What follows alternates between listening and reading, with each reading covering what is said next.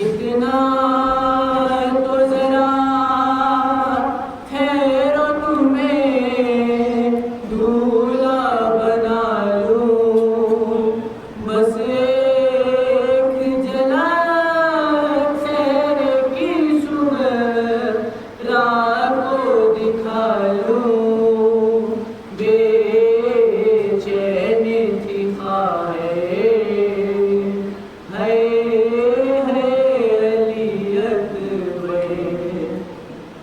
तुम हिचकियां लेके जो दम तोड़ रहे हो, तुम हिचकियां लेके जो दम तोड़ रहे हो, मुँह से हमेशा के लिए मोड़ रहे हो।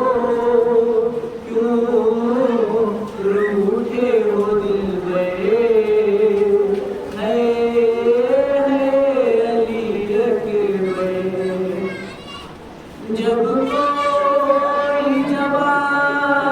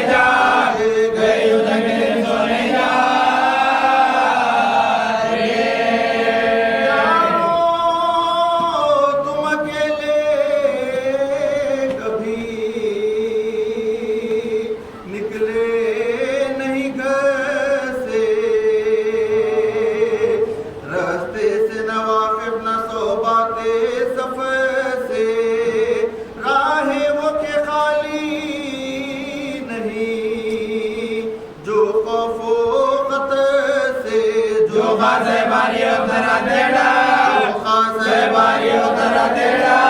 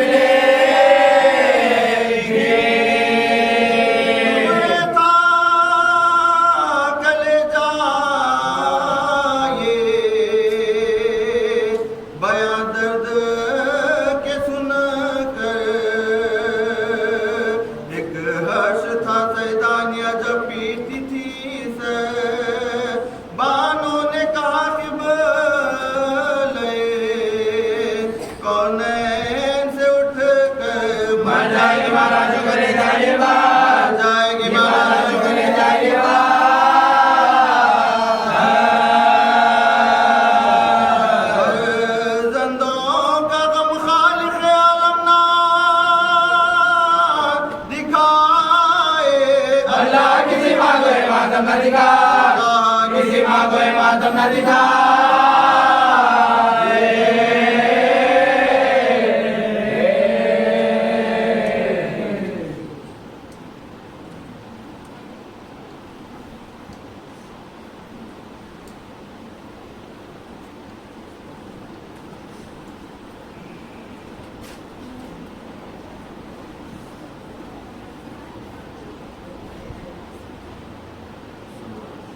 Allahumma salli ala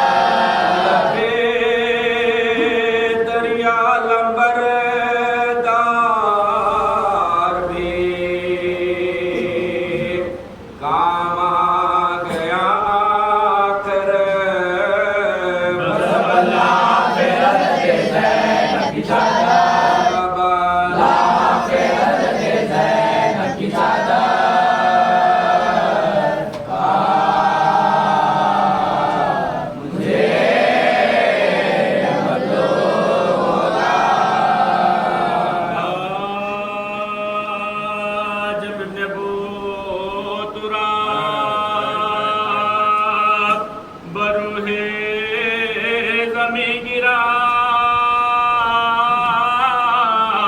बेदस्त होके खाक में जमी गिरा और हाथ करा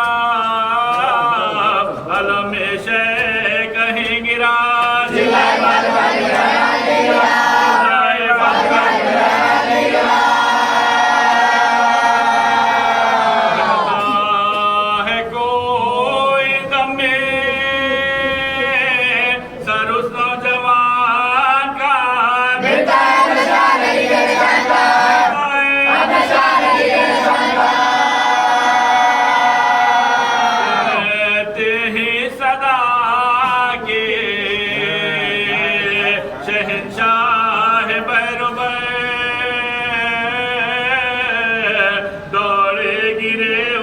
संभाला गया जिगर कापे जो पाँव था लिया बाजुए पिसा दिला देगा ले बचेगा दिला देगा ले बचेगा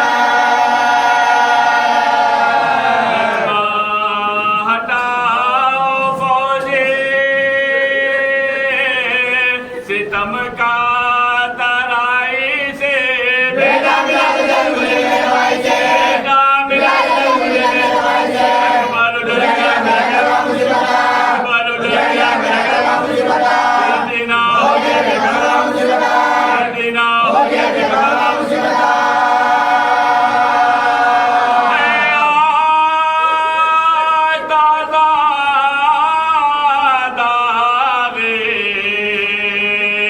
बिदरवा मुसीबता काटा गया काटा गया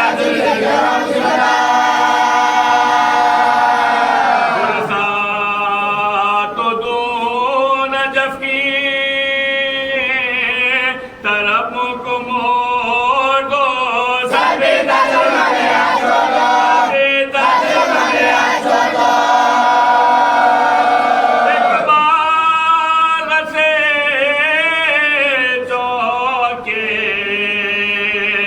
अब्बास दीव खार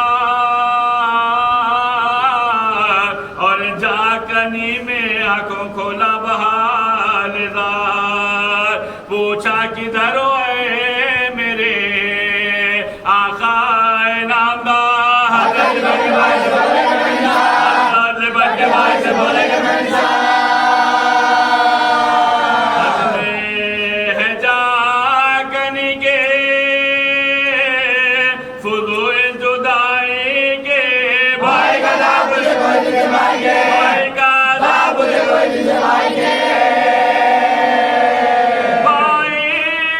तुम्हारी बाली सकीना जिगर फिगार बच्चों से कह रही है बचश में आश्क बार एक लहजा सब करो तुम पमै निसार देखोगे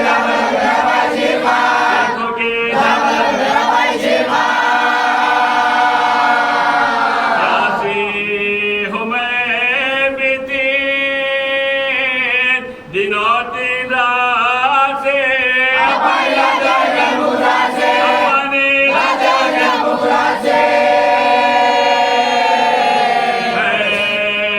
कुछ वसीयतें मेरी इस वक्त या इमाम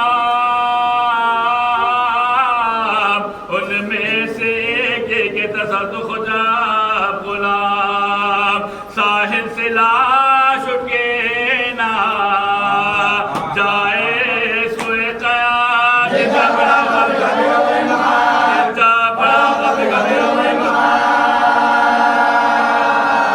सर के नका नज़ार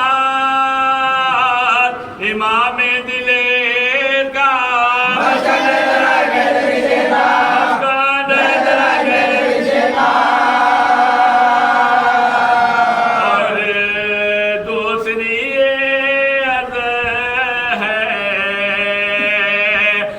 शाह ने को शहजादियां मर्द को शहजादियां मर्द को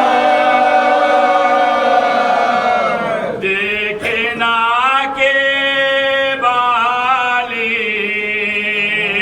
सकीना मेरा लहो और एक मर्द दिया जो और एक मर्द दिया जो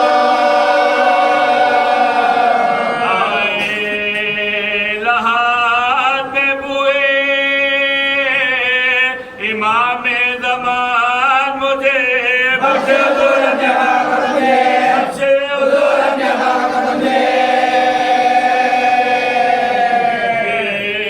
कह के जाने तने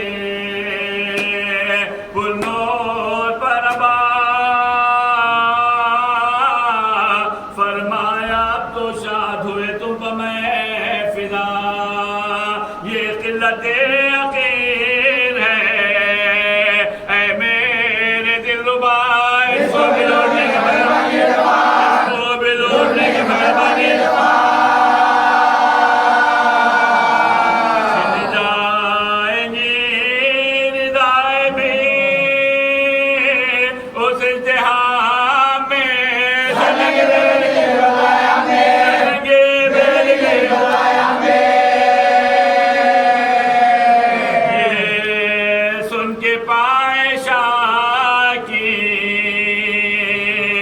जानिब झुकाया सर कापे लहू भरी हुई आंखों को खोल कर सबके मिजाज से खून के खतरे इधर उधर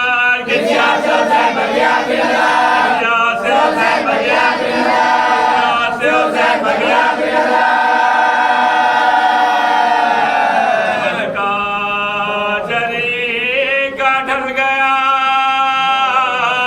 भाई के सामने भाई का दम निकल गया भाई के सामने भाई का दम निकल गया भाई के सामने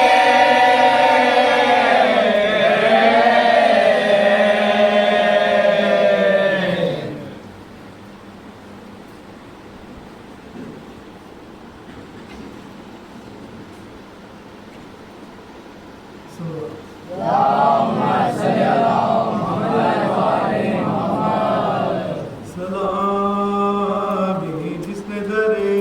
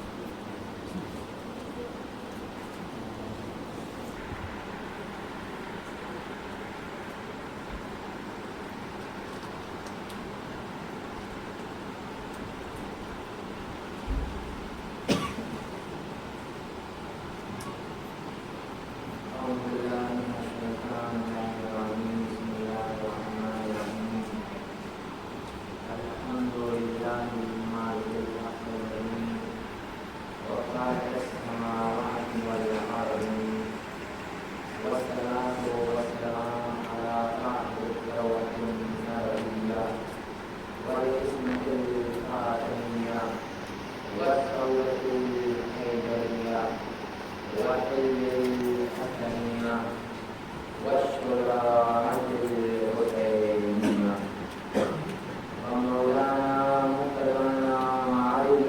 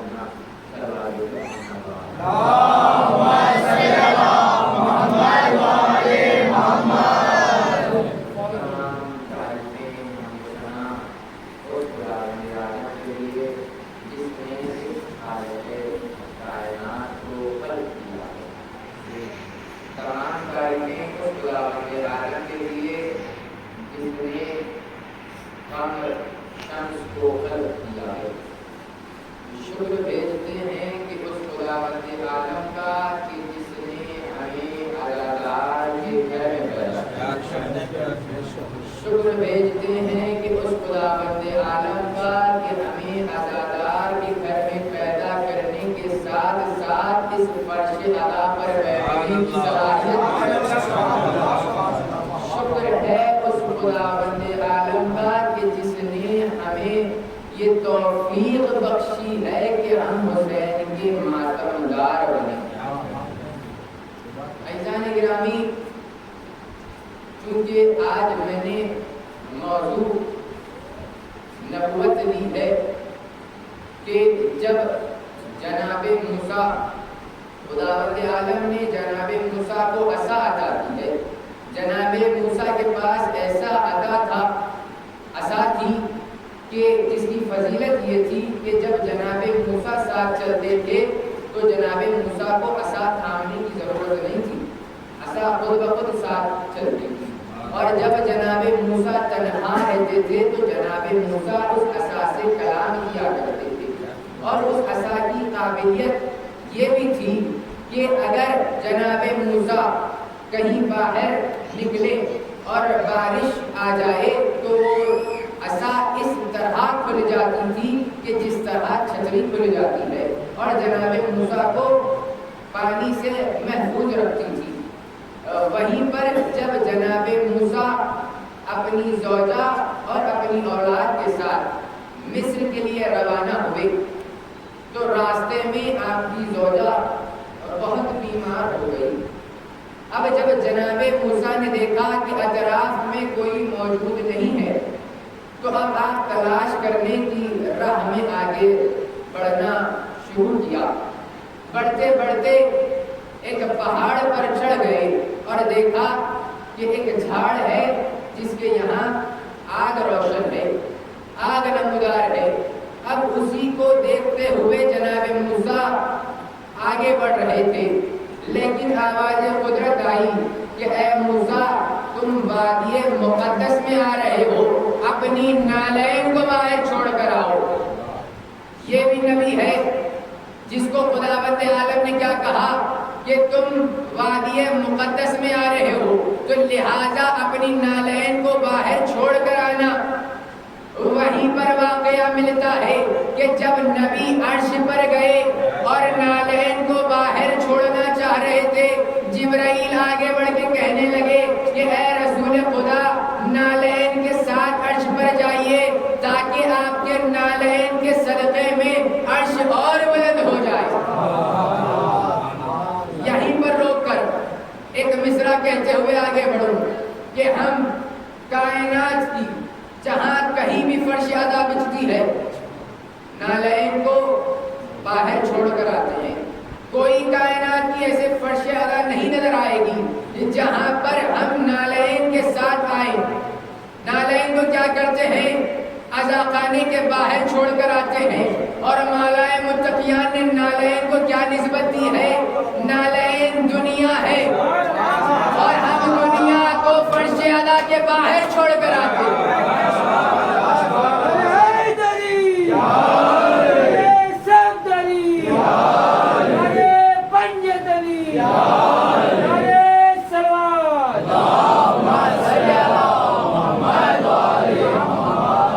अभी ये जो या अली कहा गया है, आपने क्या सुना कि जुल्फ़िकार एक ही है, जुल्फ़िकार एक ही है, लेकिन नहीं, जुल्फ़िकार दो है।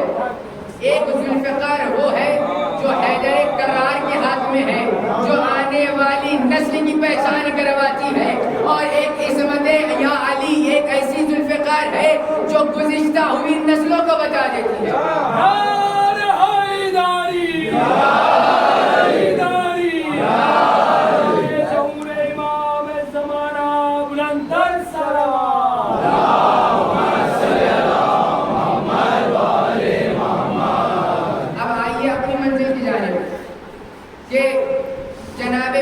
जब वादी मुक़द्दस में जा रहे हैं तो उनको नालैन बाहर छोड़ने का जिक्र किया गया, और वहीं पर जब रसूल खुदा अर्श पर जा रहे हैं तो नालैन के साथ आने का जिक्र किया गया।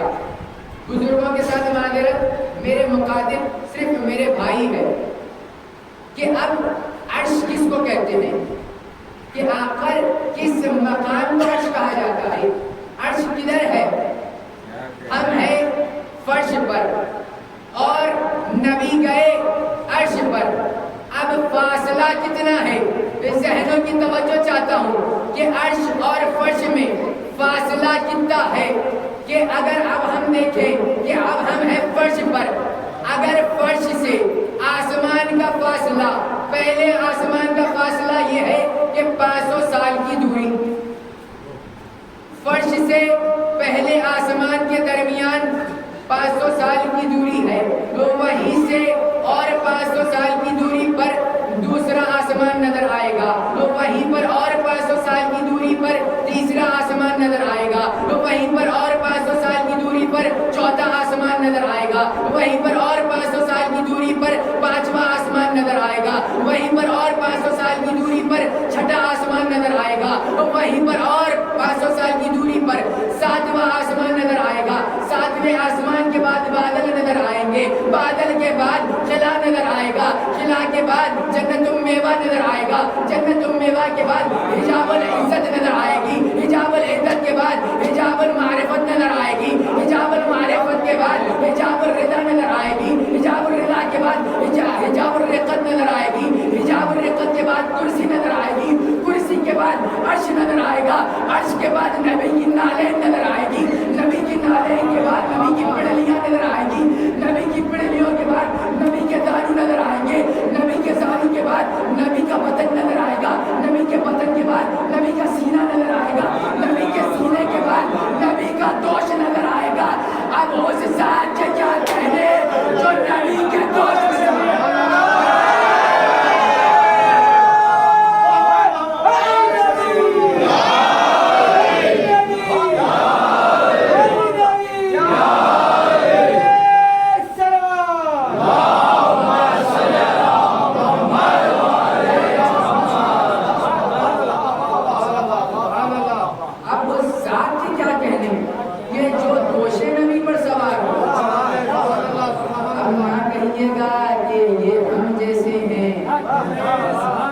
तुम पहले आसमान की औकात नहीं रखते हो, तुम्हारी हैसियत नहीं है कि तुम पहले आसमान की दूरी का अंदाजा लगा सके।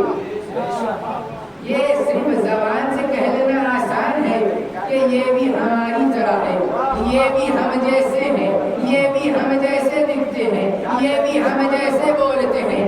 अब बताऊं कि अली कैसे बोलते हैं, कि जब रसूल खुदा अर्श पर गए, रसूल खुदा जब अर्श से वापस आए तो लोगों ने सवाल किया कि ऐ रसूल खुदा, जब आप अर्श पर गए तब खुदावंद आलम ने आपसे किस ज़बान में गुफ्तगू की और किस लहजे में गुफ्तगू की? क्या सवाल किया कि ऐ रसूल खुदा, जब आप अर्श पर गए तो लोग अल्लाह ने आपसे किस ज़बान में गुफ्तगू की और और किस लहजे में गुफ्तगू की।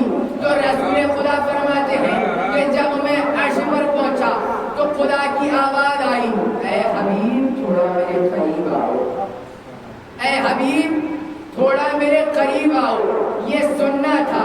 रसूल खुदा ने पहले क्या अर्ज किया कि ऐ खुदावंद आलम क्या यहाँ पर अली मौजूद है?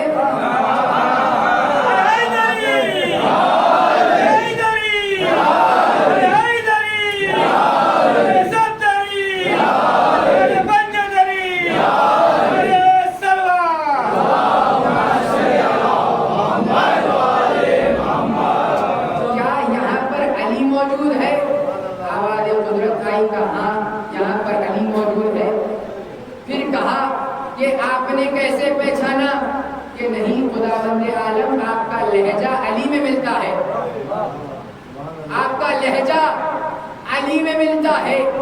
तो बताया, सवाल किया कि खुदावंद आलम ने अली का लहजा क्यों इस्तेमाल किया, क्यों खुदावंद आलम ने अली का लहजा इस्तेमाल किया?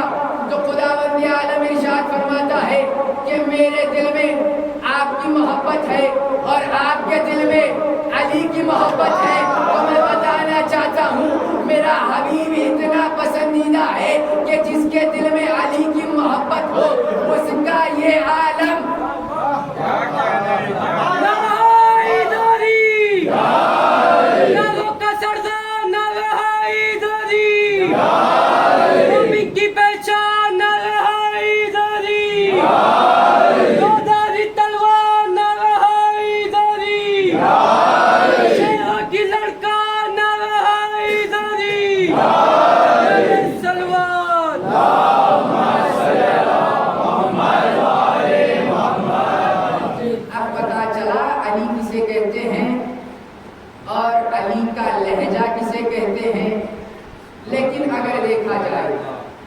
तो अली का लहजा अपनाने वालों में से सिर्फ फर्श पर एक ही जात मौजूद है और वो है सानिए ज़हरा।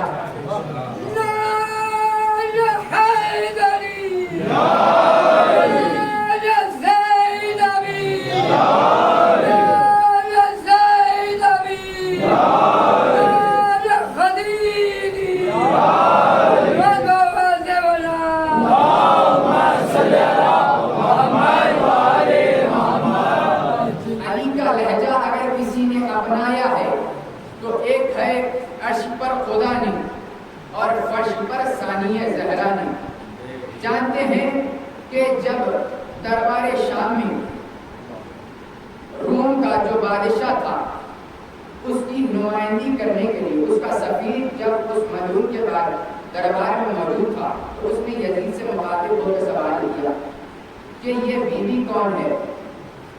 यजीद मजलूम क्या कहता है कि एक शख्स था जो मेरे मुकाबले में आया और मैंने उसे कत्ल कर दिया और उसके घर वालों को असीर कर दिया। अब जब ये कलाम सानिए ज़हरा के कानों तक पहुंचा कि एक शख्स था, अब सानिए ज़हरा ने अली के लहजे की हवा पहनी और उस मलून के सामने आई, कहने लगी कि ऐ सफीर रोम, तू इससे सवाल करता है, तू एक जाहिल से सवाल करता है। अगर तुझे सवाल करना है तो आप मुझसे सवाल कर, मैं बताऊंगी कि हुसैन कौन है और मलून कौन है, हलाल कौन है, हरामजादा कौन है, तहारत वाला कौन है, नजासत वाला कौन है। अगर तुझे सवाल करना है तो मुझसे आके सवाल कर। अब यहाँ पर गौर करिएगा, अगर हम जिन्स में देखा जाए तो बहादुर किसे कहते हैं? मर्द को। ख़वातीन से ज्यादा बहादुर कौन होते हैं? मर्द। लेकिन दरबारे शाम में ये ना कहिएगा कि मर्द बैठे हुए थे। बीवी ने अली का लहजा इस्तेमाल करके बताया है। कहाँ पर इस्तेमाल किया? अपने घर में नहीं, कातिल के घर में। कातिल की फौज मौजूद है, कातिल के चाहने वाले मौजूद है, कातिल के सिपाही मौजूद है, कातिल के कैद करने वाले मौजूद है। उन तमाम अफराद के सामने बीवी ने अली का लहजा अपना कर बताया है कि देखो शेरे खुदा की बेटी किसी से डरती नहीं है। शेरे खुदा की बीवी किसी से डरती नहीं है। ये है फजीलत बीबी ज़ैनब की। और अगर किसी को फजीलत सानिए ज़हरा जानना हो या किरदार सानिए ज़हरा जानना हो तो इमामत का रुख देखना होगा। हर किसी के बस की बात नहीं है कि सानिए ज़हरा को पहचान सके। सानिए ज़हरा उस बीबी को कहा जाता है कि जिसकी वजह से दीन बाकी रहे। बीबी ज़ैनब ने कोई आसान मरहला नहीं तय किया हो, हम सुनते आ रहे हैं। लेकिन अज़ान गिरामी, कायनात में हर किसी की मोहब्बत वक्तिया तौर पर होती है। भाई भाई की मोहब्बत, दोस्त दोस्त की मोहब्बत, रिश्तेदारों की मोहब्बत, लेकिन एक मोहब्बत होती है, वो है माँ और बेटे में। ये मोहब्बत वाकई हकीकी मोहब्बत होती है, ये दिखावे की मोहब्बत नहीं होती है। लेकिन सानिए ज़हरा ने इस मोहब्बत पर भी हुसैन पर कुर्बान कर दिया। इस मोहब्बत पर भी हुसैन पर कुर्बान कर दिया। आज 4 मुहर्रम आ चुकी है। आज ही का वो रोज है जहाँ पर खैमों को हटाया जा रहा। आज ही का वो रोज है जब मजून आया, आने के बाद हुक्म दिया कि खैमों को फुरात की जानिब से हटाया जाए। अब अब्बास को जलाल आया, अब्बास ने आसीन को उठाया, खरीब गए। उसके खरीब जाने के बाद तलवार को निकाला, खत खींचा। अगर किसी मर्द में दम हो तो इस खत को पार करके दिखाए। अब्बास को जलाल आया, ये खबर हुसैन को मिली। हुसैन अब्बास को नहीं बुलाए। ये पहला ऐसा मकाम है जब कभी अब्बास को जलाल आता तो हुसैन अब्बास को थाम लेते, लेकिन ये पहला ऐसा मकाम है जहाँ पर हुसैन ने अब्बास को नहीं थामा। सानिए ज़हरा के खैमे में गए, कहा कि ऐ बीवी, हुक्म आया है कि खैमों को फुरात की जानिब से हटाया जाए। ज़ैनब ने कहा कि है भाई, इसमें क्या करना है? तो कहा कि माँ अब्बास को देखो, अब्बास को जलाल आ रहा है। ज़ैनब ने कहा कि है भाई, वो आपकी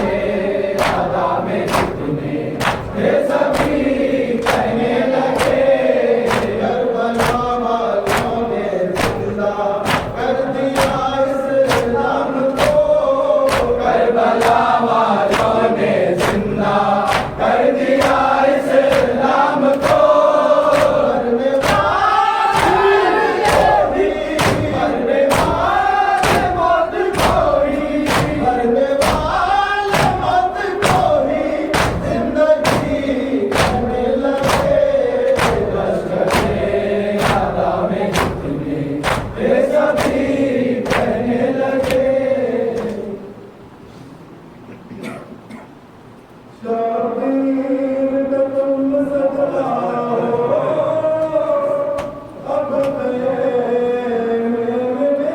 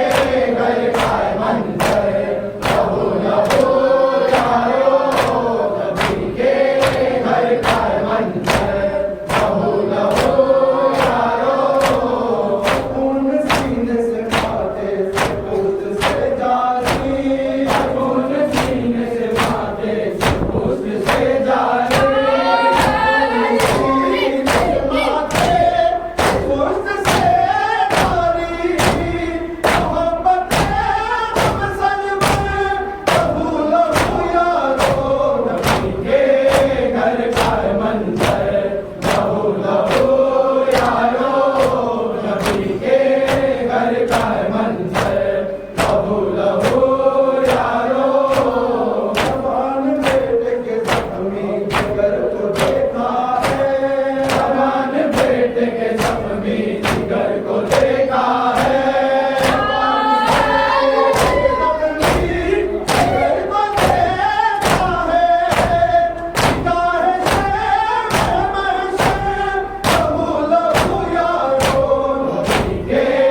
घर का है मंजर